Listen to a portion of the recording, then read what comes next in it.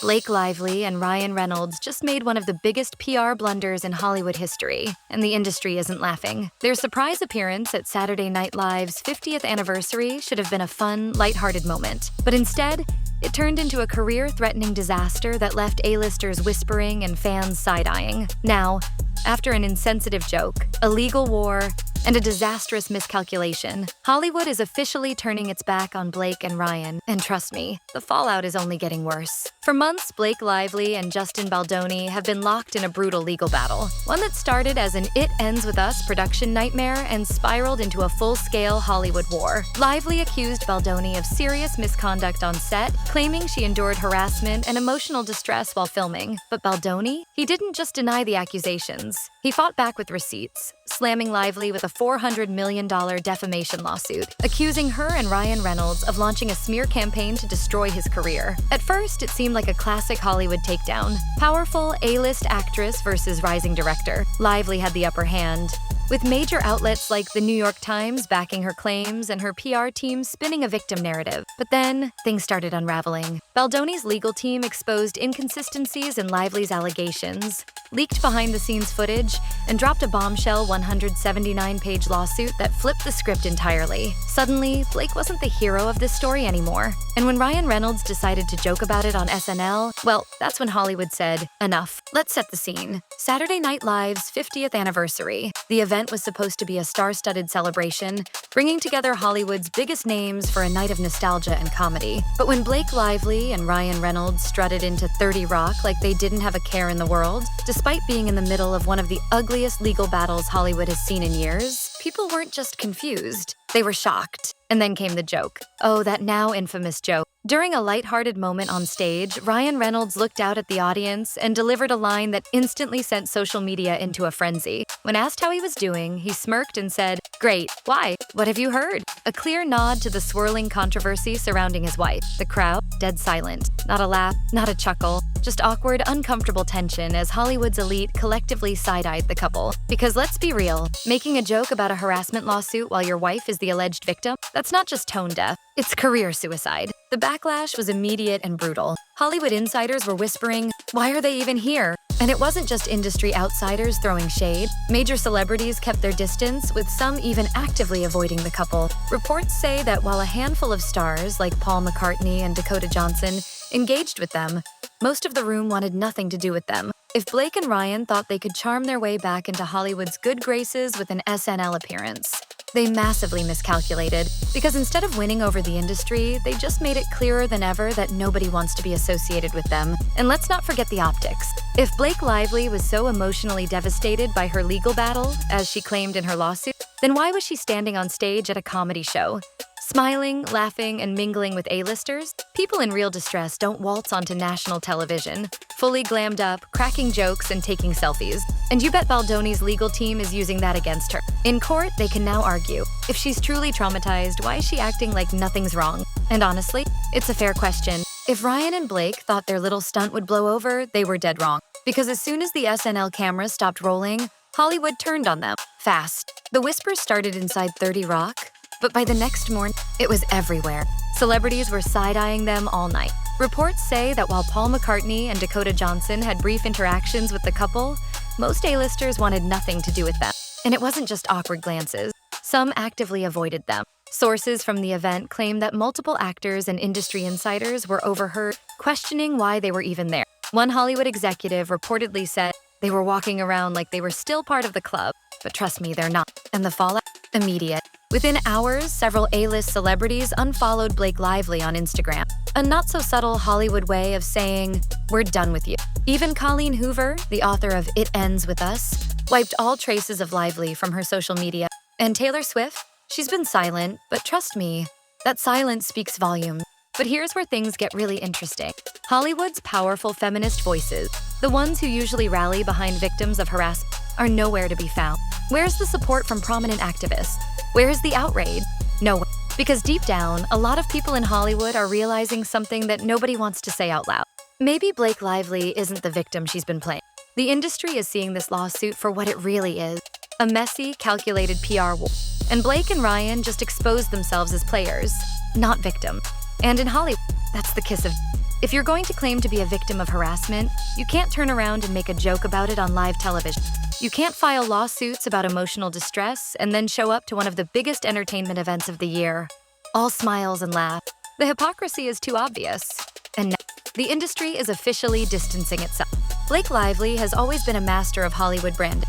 The golden girl, the down-to-earth actress who bakes cookies on Instagram and avoids scam. But that image, it's crumbling fast. Her SNL stunt wasn't just a bad look. It was a career-destroying miscalculation. Instead of sympathy, it sparked outrage. Instead of proving her innocence, it raised more questions. And instead of gaining support, it backfired spectacularly. The morning after the event, her PR team scrambled to clean up the mess. Within hours, Lively filed a motion for a stronger protective order, claiming she was receiving violent threats and harassment online. But Baldoni's legal team wasn't buying. They immediately hit back, arguing that Lively wasn't trying to protect her. She was trying to hide damning evidence.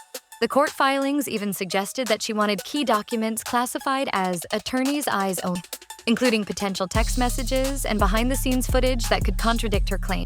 And this is where things really start to spiral. Her PR strategy was simple at first. Paint Baldoni as the bad guy, use the media to control the narrative, and position herself as the victim of Hollywood, a toxic industry. But what she didn't expect, the rise of independent voice. Because while mainstream outlets like the New York Times tried to push her, alternative journalists, podcasters, and social media sleuths started poking holes. Major YouTube creators, Candace Owens and Joe Rogan, completely ripped apart the credibility of Lively's claim. Their videos, breaking down the inconsistencies in her lawsuit, went viral, reaching millions of people. And suddenly, Blake Lively wasn't looking like a victim.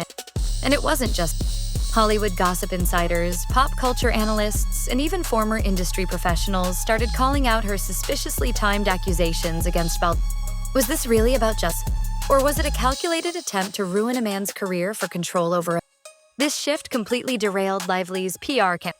Instead of rallying public sympathy, the backlash leaving her more isolated.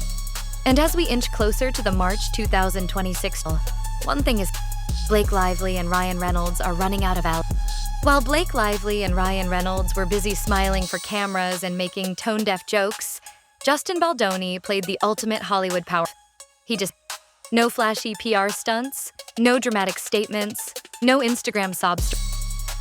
He left Hollywood and went to Hawaii with his. And this was no ordinary vacation. Because while Lively was parading around SNL, Baldoni was painting a very different. He was seen surfing with his kids, walking along the beach with his wife, and staying completely silent on social. No drama, no victim, just a man trying to escape the. Hollywood loves a comeback. Baldoni is looking like the underdog who got unfairly dragged into a scandal he did. His lawyers are strategically letting Lively and Reynolds dig their grave, while Baldoni plays the calm, composed figure who just wants to clear. And it's killing Blake. Because here's the. In a courtroom battle, perception's hot. The public sees Baldoni as a father, a family man, someone who isn't lashing out but instead chooses. Meanwhile, Lively and Reynolds are looking like manipulative Hollywood elites who tried to weaponize a movement to destroy someone.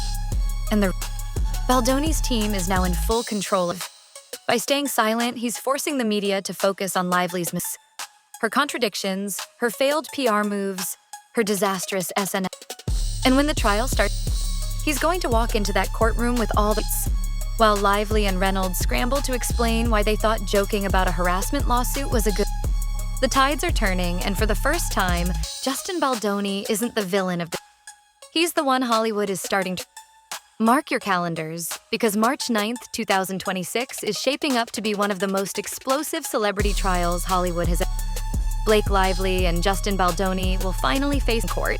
And absolute. If Baldoni wins his $400 million defamation lawsuit, Lively could lose her career, her credibility, and a huge chunk.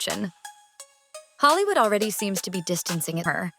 And if the trial exposes damning evidence, she might never recover. And his reputation is on the. His decision to publicly joke about the lawsuit on SNL could come back to court, proving that he was actively involved in discrediting. This could be a total PR disaster.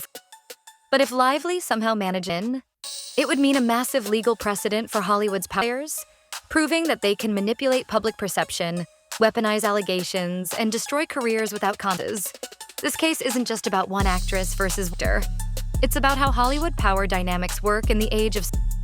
And let's not forget the actor. Public perception matters a lot. Baldoni is...